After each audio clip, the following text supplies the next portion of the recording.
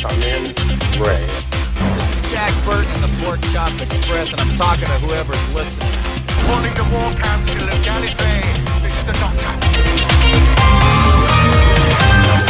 I am Iron Man. Tell me. Do you bleed? Everything's perfectly all right now. We're fine. We're all fine here now. Thank you. How are you?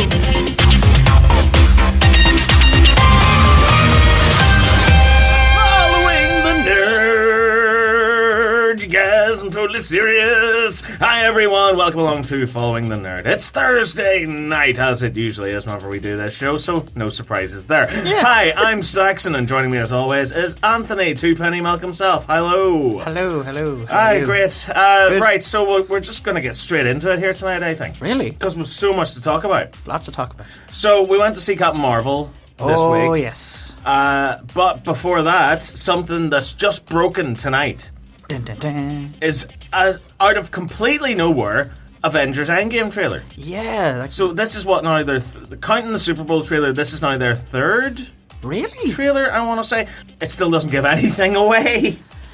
Good. Yeah, I it's want great. that because, like, you know for a fact if there was footage in this here, it would be all over YouTube, be all over different sites and stuff, and people breaking it down and going, look, you zoom in this corner here, you can see this. You zoom in that corner, you can see that. That's a reference to this. Which you know, there's going to be a million YouTube videos made on the back of this. Yes. Where it's everyone going like, oh, if you pause it here, you can see Thanos' face for a second. Yeah, or, yeah. oh, if you pause it there, is that Doctor Strange? Oh, time travel confirmed.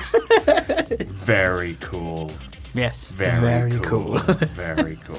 But That's yeah. amazing. It's so cool. Yeah, but no, I really, really love No, this I did trailer. like that. I like the little post-credit scene as well, where Yeah. Thor's summoning Stormbreaker right past Captain Marvel, who doesn't even flinch. Yeah, I like exactly. this one. Yeah, I I thought it did was like pretty their good. suits though. Yes. I don't know what they are, if they're a reference to anything. No, or... from what I have seen, I've seen some toys, Okay. and they're wearing these suits. So my guess is that these are spacesuits. they're spacesuits or they're quantum suits.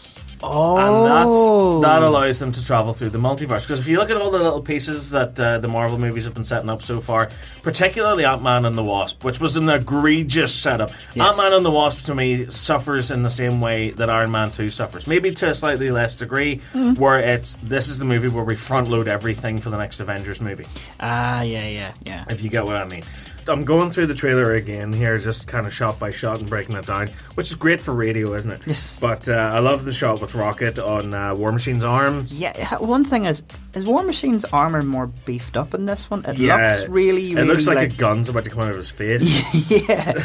Like, I was sitting going, like, they've really updated, like, this is, like, proper War Machine, like, it's going into I think war. it's also very evident that both Scott Lang's entire family is dead, as is Clint Barton Hawkeye's family's gone. Big time. Because you see him, like, teaching archery to his wee girl, and his hair's different. He doesn't have that weird kind of mohawk thing going on. And the fact you So- see with Black Widow holding his hand. Yeah, That's... I think we'll get a lot of flashbacks to what happened Yeah. in the interim as well. But yeah, Yeah, there's a shot with Nebula. now you and it actually looks- had something, we were, like, discussing this off radio and stuff, like, you had a theory about Nabu from the first trailer. I did, yeah. Thanks for rubbing salt into that wound, mate. Cheers. Yes. I thought Nebula was going to sacrifice herself because she's machinery. Like, yeah, she's the way she did a lot it of parts in Guardians too. Yeah. So I thought she was going to sacrifice herself for Tony to get the spaceship back up and running again. From the way this trailer's presenting it, it looks to me like Tony Stark's give up. Oh, yeah. Because the scene at the start, like, it's clearly him on the spaceship. He looks so hopeless. I think that's him giving up because he's lost Peter Parker. Yeah. And they failed. This is their first big sort of failure. And it's great because Tony Stark, and they mentioned it in this trailer, he's always, like, been this kind of, like, rich playboy kind of character, and he's used to winning all the time. And even whenever he took the noble route and he became Iron Man, he was still used to beating the bad guys. He was still used to completely winning the day. This is his first real loss. Imagine what that does to a guy's ego of that caliber. Yeah, that's gotta be Imagine a what that massive does to hit, his ego. So for me, I think when he's on that spaceship and food and water and air and everything runs out, he's like, I'm not even going to try and fix it. I'm just done. Just let me die. I'm over it. But if you also think about it, yes, he's lost Peter Parker, but he's also let down Earth, because he's had that in his head. He's like, I am the protector of Earth. Yeah, because like, even in the Age of Ultron, he says, imagine a suit of armor around the world. Yeah, that's that's his goal, yeah. and then now he's lost it. So like that's a big thing for a person to be defeated like that. But getting back to the trailer itself, there is a shot of Nebula in here, and I could swear to God, it's a recolored scene from Infinity War. It is. It's her about to attack Thanos. Yeah. Yeah. It's literally that scene. That's that but scene. It's not in black and white like all the other past clips from other movies are. Yeah, that's true. So I don't get what's going on here. Like I think that's misdirect. We have an extended clip of the scene that we saw in the Super Bowl trailer with Captain America strapping on the shield, and he looks fairly beat up here, and he looks mad as hell. I think that might be his last hurrah at that moment. Yeah, because there is a scene in the comics very similar to that. Whenever like Thanos has decimated everyone, and Captain America's the last one left standing, Thanos breaks his shield in half. Yeah. And he says, look, as long as there's people stand up against you, you will never win. Yeah, also where there's evil, there's always good. Yeah. No, I like looking at it there. That's like his he's last. really gritting his teeth. Yeah, like that's his last hurrah. Like, he looks furious. I think it's basically like whoever's there to take on Thanos, they've all been completely defeated. Yeah. And he's looking around the battlefield and realizes that, you know, this is it. You're not, you know, like say for example, like Thanos is about to kill somebody, and he's like, no, you're not doing this, and he goes out to go straight for them, because he did. If you think about, like, Captain America already has sort of fought Thanos, yeah. So I think he's pretty stung with that as well, because if you think about with Captain America, he's always fought the bully. Yeah. He's always got up and goes, I can do this all day. Yeah. I think it's kind of like that. It's like, don't care how big you are, don't how strong you are. From the emotion that's on his face, it's either a death, or it's Thanos using the Mind Stone to mess with him and make him think he's saying Peggy. Yes, and also Bucky as well. And Bucky too. Yeah. Well, I think it's going to be more Peggy. Like a nice little scene of Ant-Man in shrunken down size, and he's using a pencil to flip himself over. Yes.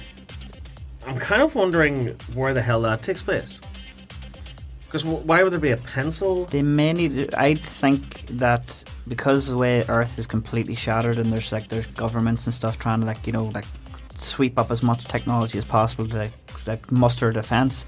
I think he has to break in somewhere to get some papers for say for example they're making that quantum gate timey thing. Yeah. Well, no, they don't need to make it. They already have it. Say there's a component or something's been taken. Yeah. And they have to break into somewhere to get it.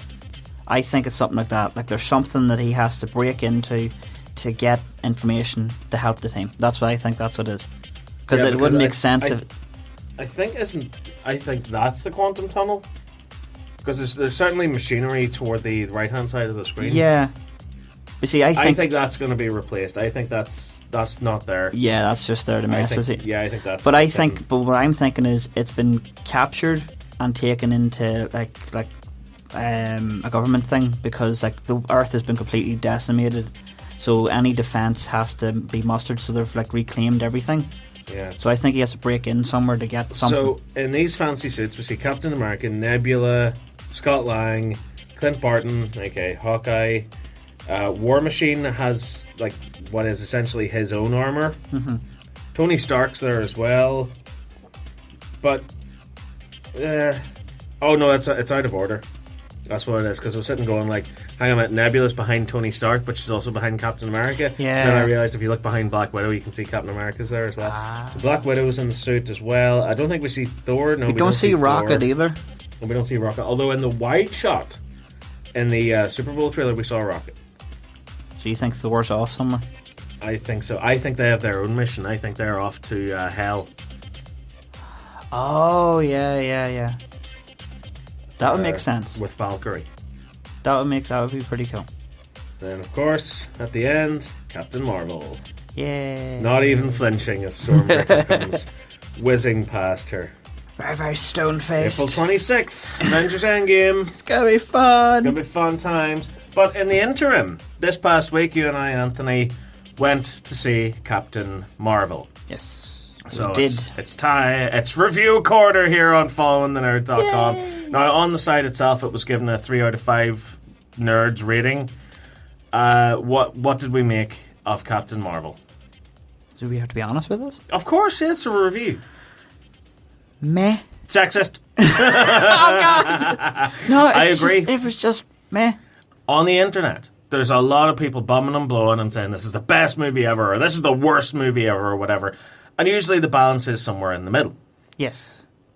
I don't think, there's one particular person online who said this, and it broke me, dude. It really just messed with my gentle little head, where That's a bad sign. they said that Captain Marvel is the movie that broke Marvel's record streak. What? It's not. But Marvel haven't, I love Marvel. You know me, I'm I know. an Avengers nut job. That's I love very Marvel. true. But to the point where I can still admit that, no, they haven't had a flawless record. Oh, no. Because there's movies like Incredible Hulk, Iron Man 2, maybe the first Thor. Really? The first Thor? Yeah, it's not great. Thor 2, definitely. Yeah. Age of Ultron isn't as good as the first Avengers movie. It's messy. Yeah, It's clunky of a movie. And then just trying to think of what else has come after it. I'm not really too sure. Black Panther I didn't think was all that great. No, it was enjoyable. It was fun, but then it turns into a PlayStation 2 game at the end of it. Yeah. I'm just trying to think of what else came out. Doctor Strange, I don't think it's all that great. I think it's all right. I think it's passable. Yeah, it's passable, but it's not something you would scream oh about. Oh my god, this is my favourite movie in the whole world ever. Ant-Man, for example, I've never really been fond of either of the Ant-Man movies, to be honest with you. I mean, again, fun, passable. Captain Marvel kind of fits into that category for me. It's very similar to Thor, it's very similar to Doctor Strange. And it's also, a lot of people have been talking about, it's just, let's get our origin story out of the way and then have her in Endgame. The movie itself, for me, is very uneven. The pacing is horrendous. The editing is choppy, and the acting ranges from great to bland at times. Yeah. When the movie first starts off, you're kind of thrust instantly into the crazy alien world and into this war. And I thought, that's pretty good, and the action sequences are fun, and it's quite interesting. I immediately started to really fall for the movie whenever she crash lands on Earth, and it's the 90s. And yeah, because isn't a lot of them? We haven't really been in the 90s, or no, we haven't. Yet. 89, I think. No, sorry, I tell lie. 91 is the only time we've ever been in the 90s in the Marvel movies. That's when Howard and Maria Stark are killed. Yes, we actually haven't been in walking around. And we haven't stuff, been fully in the 90s at this point. So it's nice. There's a couple of little references that knock you over the head, like Blockbuster's an obvious one. Radio Shack as well. Radio Shack, and like some of the sort of musical choices.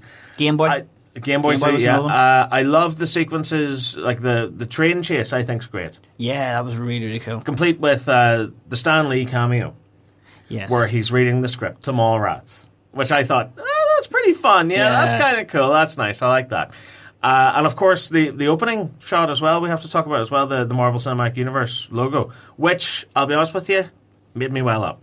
Oh, yeah. It brought a tear to my eye. Because when they said they were going to make an emotional tribute to him, I was like, what are they going to do? Yeah, and then you see the opening. My worry was it was going to be something really choppy, like, let's get it out of the way. Like, they're not going to really... I know they would, but, you know, like, right, just for pacing value, just get the cameo out and that's it. But when they seen that, it was like, that's a really nice way to do it. Either way, Captain Marvel is fun up until the train sequence, I think. And then after that, it kind of puts the brakes on. And honest to God, by the time they escape the SHIELD base and they get to her friend's house, the movie is dead. It's very awkward. Actually, because the worst thing about it is, this is the whole sequence where Carol Danvers finds out who she is. Because the whole way through the movie, she's referred to as Veers. Yes. Because it turns out her little dog tag broke. And whenever Jude Law's character found her, it just said Veers. So he's like, oh, her name's Veers. It's logic. So this is her finding out who she is. The trouble is, the audience already know all this. Yes, you're waiting for her to catch up. Yeah, and it puts the